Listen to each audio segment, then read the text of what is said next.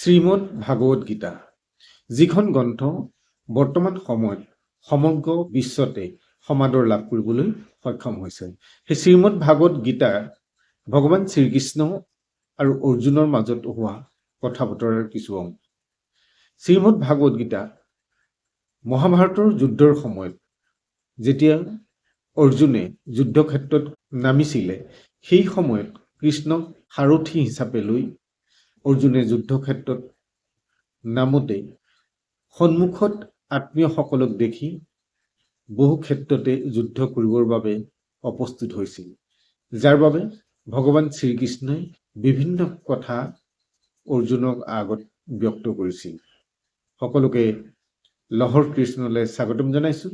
শংকৰদেৱ শিশু বিদ্যা নিকেতন সমূহত 2026 চনত সলনি হোৱা দেৱবাণী সংস্কৃতম, এই দেৱবাণী সংস্কৃতমৰ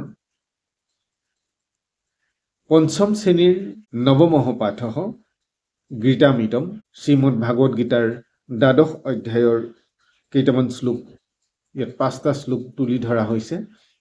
সেইকেইটা আজি তোমালোকৰ মাজলৈ আগবঢ়াইছোঁ। ইয়াৰ অসমীয়া অৰ্থ আৰু কেনেধৰণে পঢ়িব লাগে তাক দেখুওৱা হৈছে। ভিডিঅ'টি আৰম্ভণিৰ পৰা শেষলৈকে চাবা আৰু লাইক কমেণ্ট কৰি কেনে লাগিছে জনাবলৈ নাপাহৰিবা। আৰু চেনেলটোত যদি নতুন তেতিয়াহ'লে এবাৰ ছাবস্ক্ৰাইব কৰি বেল আইকনটো প্ৰেছ কৰিলে পৰৱৰ্তী পৰ্যায়ত প্ৰতিটো ভিডিঅ' তোমাৰ কাষলৈ যাব। এতিয়া আমি পাঠলৈ আহোঁ। নৱমঃ পাঠঃ গীতামৃতম।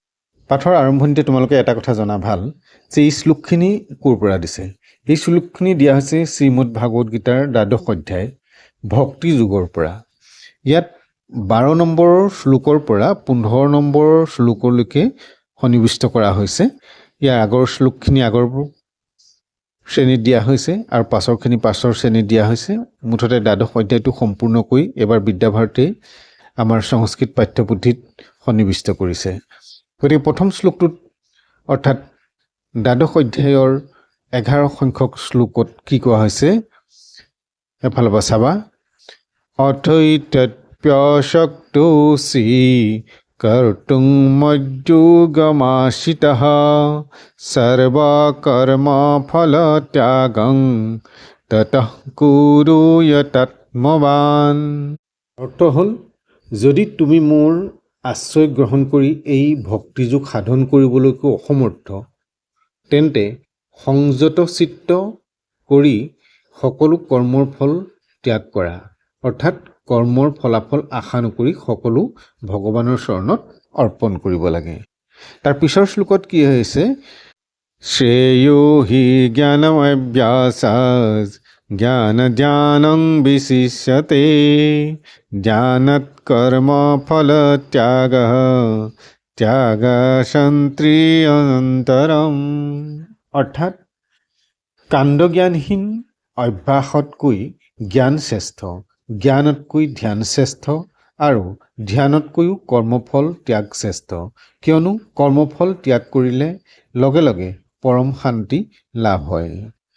তাৰ পিছৰ শ্লোকত কৈছে, অদেষ্টা সৰ্বভূতানাং মৈত্ৰঃ কৰুণ এব চ নিৰ্মমো নিৰহংকাৰঃ সমদুঃখ সুখ শমী।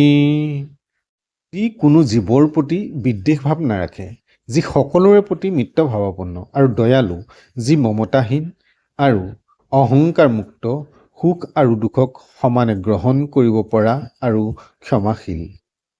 ইয়াৰ পিছৰ শ্লোকত কৈছে, সন্তুষ্টঃ সততং যোগী যতাত্মা দৃঢ় নিশ্চয়ঃ ময়্যপ্ৰীতমনো বুদ্ধি য়ো মদ্ভক্তঃ স মে প্ৰিয়ঃ। অৰ্থাৎ যি সদায় সন্তুষ্ট, সংযত, মন দৃঢ় সংকল্পযুক্ত আৰু যাৰ মন তথা বুদ্ধি মোৰ প্ৰতি সমৰ্পিত, তেনে মোৰ ভক্তজন মোৰ প্ৰতি প্ৰিয় হয়। শেষৰ শ্লোকটোত কি ক'লে, যস্মান্নো দ্বিজতে লোকো লোকান্নো দ্বিজতে স্বয় হৰ্ষামৰ্ষ ভয়োদ্বেগৈ মুক্তো য়স স মে প্ৰিয়ঃ। অৰ্থাৎ যাৰ দ্বাৰা কোনো লোক উদ্বিগ্ন নহয় আৰু যি নিজেও কাৰো দ্বাৰা উদ্বিগ্ন নহয়, তথা যি হৰ্ষ, অমহৰ্ষ, ভয় আৰু উদ্বেগৰ পৰা মুক্ত, তেওঁই মোৰ অতি প্ৰিয়।